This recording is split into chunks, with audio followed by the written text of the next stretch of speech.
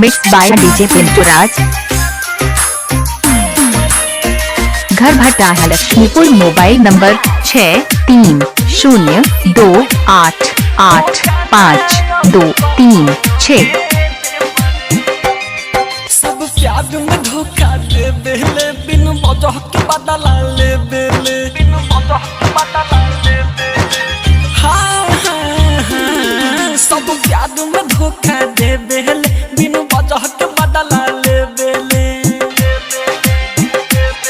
खेले खाते अपन दिला बस गेम रे मौका न अब कौनो के दे मरे खेले खाते अपन दिला बस गेम रे मौका न अब कौनो के दे मरे। Music by Roshan Kumar. Mix by DJ Pintu राज।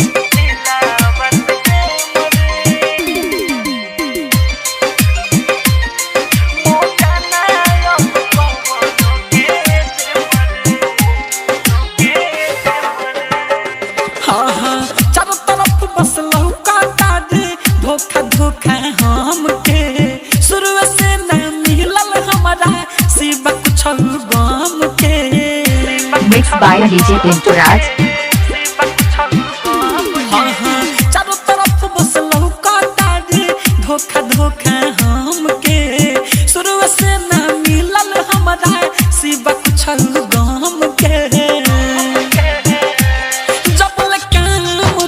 कैलस प्यार से मरे मौका न अब कौनो के दे मरे खेले खाते अपना दिला बस गे मरे मौका न अब कौनो के दे मरे। डीजे पिंटू कुमार। घर भट्टा है लक्ष्मीपुर। Mobile number 6302885236।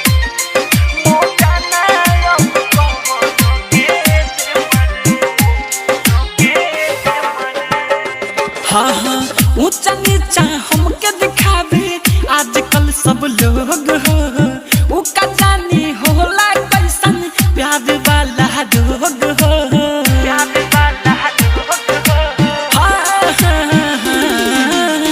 ऊंचा नीचा हमके दिखावे आजकल सब लोग हो उका जानी होला कैसन प्यार वाला रोग हो।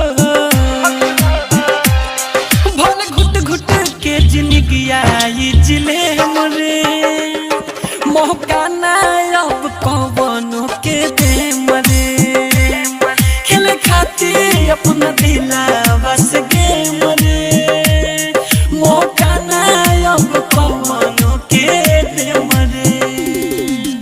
माँ गायत्री पिंटू कुमार बिहार वाला। राजा परसोनी।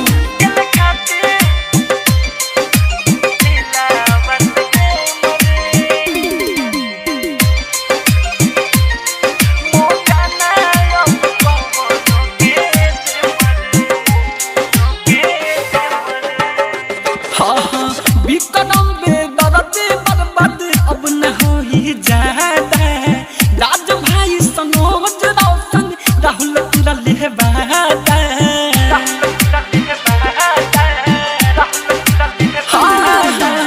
बिकरम बेदर्दी बर्बाद अब न mix by DJ Pintu Raj.